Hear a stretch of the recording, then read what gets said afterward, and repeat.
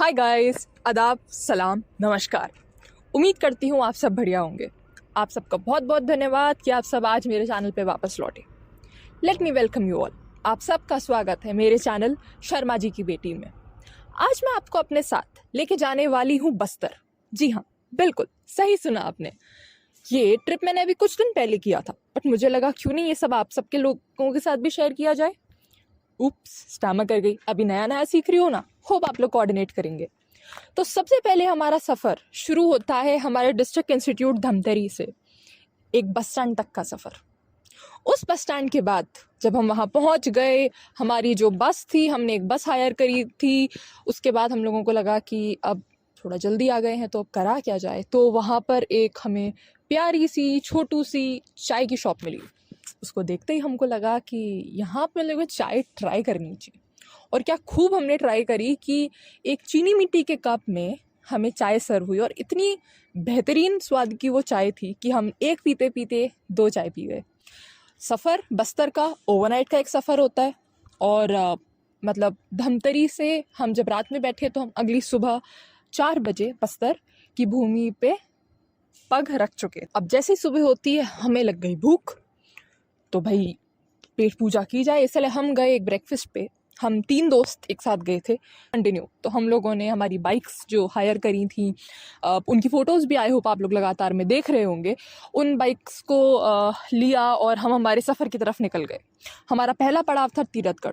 रास्ते में एक बड़ा खूबसूरत सा हमें एक रेस्टोरेंट दिखा जिसमें से बड़ी बड़ी सी जो टोकरी होती हैं वहाँ दिखा। तो हमको लगा कि एक बार तो मतलब रुकने वाली जगह है। इसका वीडियो भी आप लोग देख रहे होंगे। यहाँ पर हम लोगों ने पराठा खाया, कॉफ़ी पी, चाय पी, जो कि दोनों ही लाइक ऑफ कोर्स बहुत अच्छी थी, बहुत टेस्टी थी।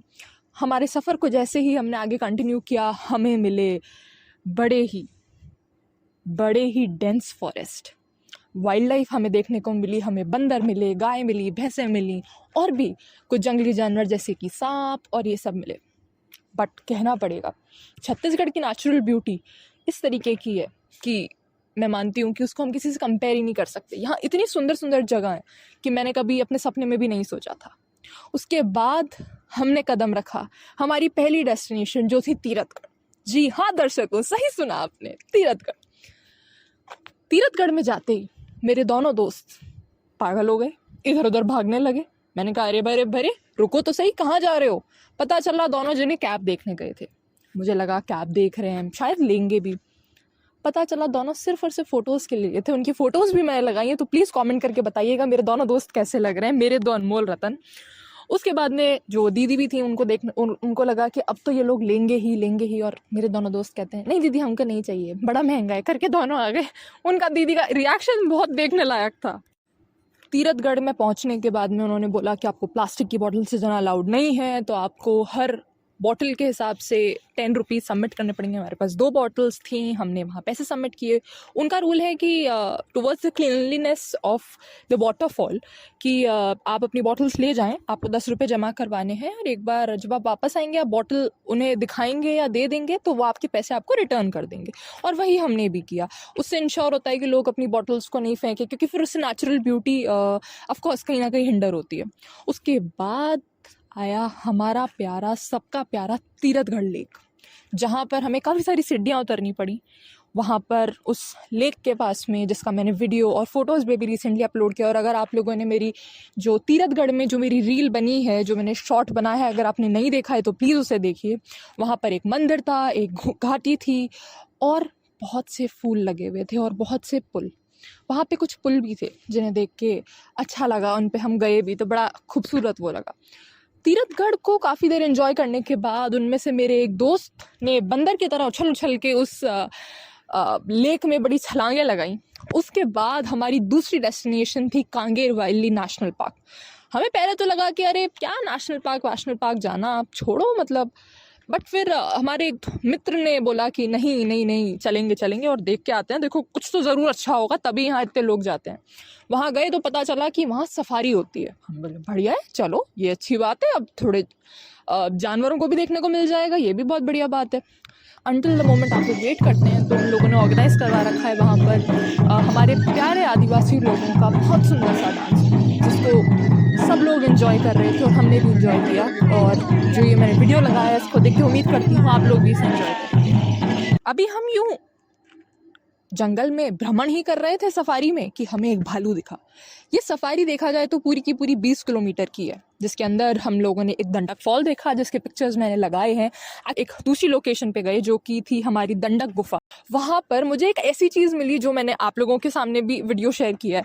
मेरे दोस्त, मुझे लगा प्यास, मैंने उनसे कहा, मैंने कहा प्लीज़ आप मुझे पानी ला देंगे, मुझे बहुत तेज़ प्यास लग रहा है। वो गए, वहाँ से वो लेकर आए एक मिट्टी की बॉटल। मैंने कहा ये क्या है, मतलब मैंने कहा मुझे पानी चाहिए था, तुम कहाँ ये मिट्टी का बॉटल ले आए हो, इससे थोड़ी ना मैं पानी पी पाऊँगी। पानी इतना चिल्ड था उस बॉटल का, और मैंने ऐसी बॉटल कभी नहीं देखी। उन्होंने बताया कि उनके पास कोई रेफ्रिजरेटर्स नहीं होते हैं, पर पानी रेफ्रिजरेटर से भी ज़्यादा ठंडा था। लिटरली ये अजूबा मैं देख कर आई हूँ, और अगर आपको भी देखना है तो प्लीज़ आएँ दंडक गुफा। दंडक गुफा 300 मीटर लंबी गुफा है जिसके अंदर एक्चुअली लाइमस्टोन्स बनते हैं जो नेचुरली बनते हैं। हम उनको देख कर आए और मैंने इसका वीडियो भी लगाया है। उम्मीद करती हूँ कि आप लोग इसको एंजॉय करेंगे। बड़ा अच्छा लगा उसको देख के, बहुत ही खूबसूरत जगह है, देखने लायक जगह है। एक बार जब हम लोगों ने पूरा का पूरा, यही चीज़ें थी तीरथगढ़ में कवर करने के लिए जो हम लोगों ने प्लान की थी। हाउएवर वहाँ और भी जगह हो सकती हैं, और अगर कोई छत्तीसगढ़ से कोई हमारे भाई बहन देख रहे हो तो प्लीज़ हमें बताएं। अगली बार जब भी हम जगदलपुर आएंगे ज़रूर उसे कवर करेंगे। हमारी यहाँ पे एक्चुअली प्लानिंग फॉल्ट हो गया था। हम लोगों को पता नहीं था कि तीरथगढ़ से लौटते वक्त ही बीच में ही चित्रकूट का रास्ता पड़ता है। उसके कारण क्या हुआ कि हम जिस जगह पर रुके हुए थे वहाँ पर हमने सामान रखा, तो हम वापस वहाँ पर गए और फिर हम चित्रकूट गए। तो उसके चक्कर में थोड़ा एक्स्ट्रा हम लोगों को एक्स्ट्रा माइल्स कवर करने पड़ गए, which was again fine. But like हमें लगता है अगर हमें पता होता तो हम इस चीज़ पर पहले से ही काम करते। उसके बाद आई सबसे खूबसूरत चीज़। हमेशा हर लड़की की इच्छा होती है, सपने होते हैं कि कभी ना कभी एक ना एक दिन वो कैंप स्टे करे, वो जो बॉनफायर देखे, कुछ ऐसा हो। और मेरा वो सपना पूरा हुआ मेरे इस ट्रिप पे, जब मैं चित्रकूट वाटरफॉल के थोड़ा सा दूर, एक थोड़ी सी ऊंचाई पे, वहाँ पे एक पहाड़ है, उसके ऊपर एक जगह बनी हुई है जहाँ पे अनएक्सप्लोर्ड चित्रकूट अनएक्सप्लोर्ड बस्तर करके माफ़ कीजिएगा, अनएक्सप्लोर्ड बस्तर करके एक जगह है जहाँ पे वो लोग कैंप्स लगाते हैं, और आपको उन बाकायदा उन्हीं कैंप्स में रुकना होता है।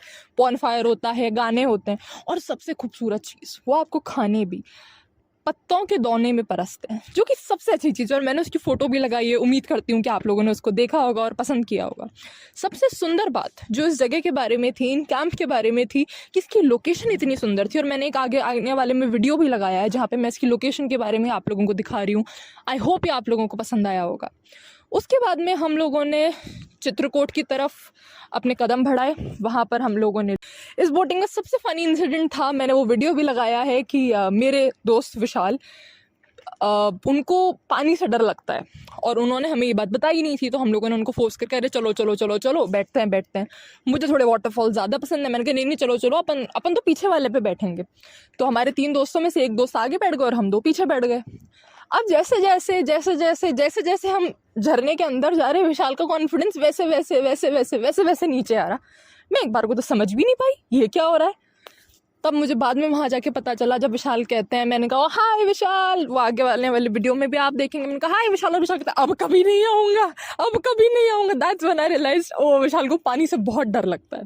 उसके बाद हम इतना झरने के पास चले गए थे कि I was in a total bless. वहाँ पर लौट के हम लोगों ने मैगी खाई, चाय पी। कितना गीला ठंडा फील होने के बाद में ऐसे गरम मैगी खाने का फील ही कुछ और होता है। उसके बाद हमने हमारे ट्रिप को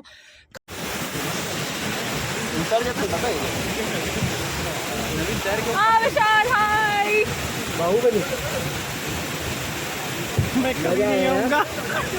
के बाद हम लोग जगदलपुर वापस आ गए। जगदलपुर में वापस आने के बाद हमें पता चला कि यहाँ पर तो बस्तर का दशहरा आज भी चल रहा है, आज अंतिम दिन है।